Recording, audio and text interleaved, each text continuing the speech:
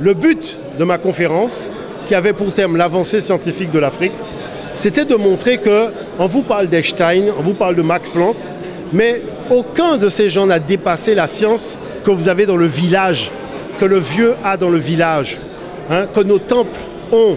Cette science-là, elle n'a jamais été dépassée.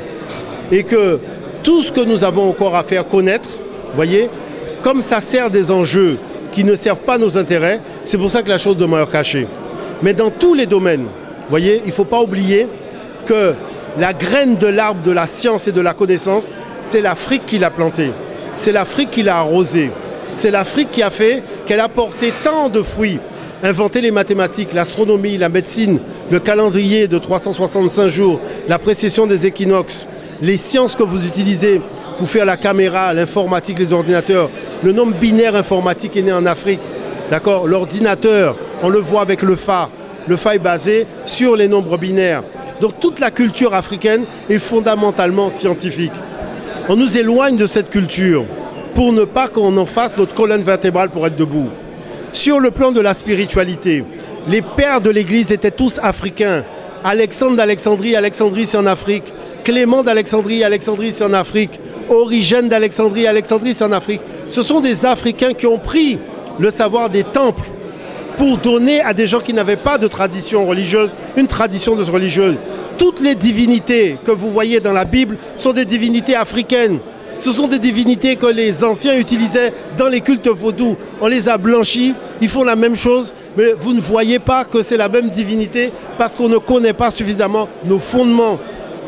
Quand on a fait le rituel initiatique, on comprend des choses. Il faut se préparer pour aller faire le rituel. Il faut jeûner. Quand vous allez à la messe, il n'y a pas de préparation, il n'y a pas de jeûne. On peut aller danser dans une boîte de nuit, aller à la messe le dimanche matin. Vous ne voyez pas qu'il y a un problème? C'est antinomique par rapport à notre tradition. Nous, on a une tradition, on n'a pas de religion.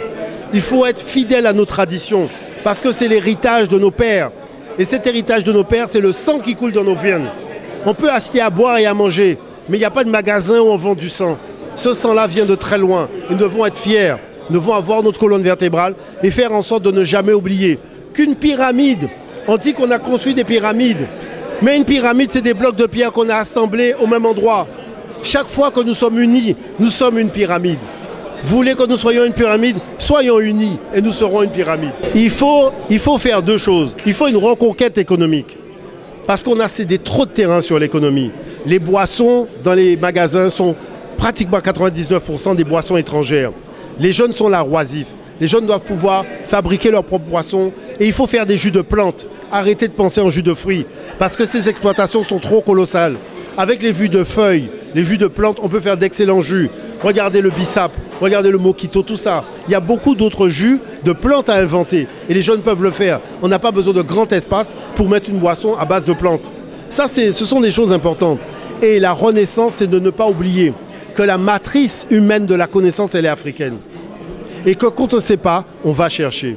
On vous dit oui, on a inventé la semaine de 10 jours, mais la semaine de 7 jours, c'est pas nous. Je vous ai démontré que la semaine de 7 jours est arrimée aux 7 planètes, qui sont arrimées aux 7 notes de musique. Parce que l'Africain, quand il a découvert ça, il a découvert un ensemble de choses. C'est ça qu'on appelle le génie africain, que les gens célèbrent dans notre dos. D'accord? Pourquoi la situation est comme celle-là? Parce que la chose qui se passe, c'est que Dieu a donné aux Africains toutes les richesses de la planète, les autres n'ont que des miettes. Et quand ils sont parmi nous, c'est pour nous braquer et nous raconter des sornettes.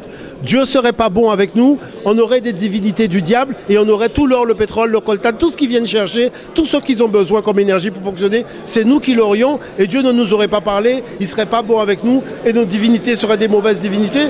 Mais vous ne voyez pas qu'il y a un problème? Le gars sort avec son église, il vient te dire que ce que tu fais, c'est pas bien, mais en attendant, ce que tu as chez toi, il ne l'a pas chez lui.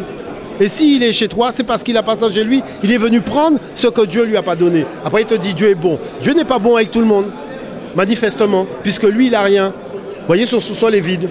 Donc, à partir de là, qu'est-ce qu'il fait? Il utilise la force pour voler ce que Dieu a donné aux Africains. C'est-à-dire que, vous savez, mon peuple a un genou au sol. Parce qu'on lui a donné tout simplement une lunette qui ne lui permet pas de voir clair. Il faut déjà voir clair en soi avant de voir clair. Quand tu vois plus clair en toi, c'est fini. Donc, la relève de l'Afrique passe par le relève des individus. N'oubliez pas que dans le dos, il y a ça, la colonne vertébrale. La colonne vertébrale, ce n'est pas simplement pour tenir le corps. Il y a une colonne vertébrale pour tenir le mental aussi. Et si on n'a pas de colonne vertébrale mentale, on ne sera jamais debout.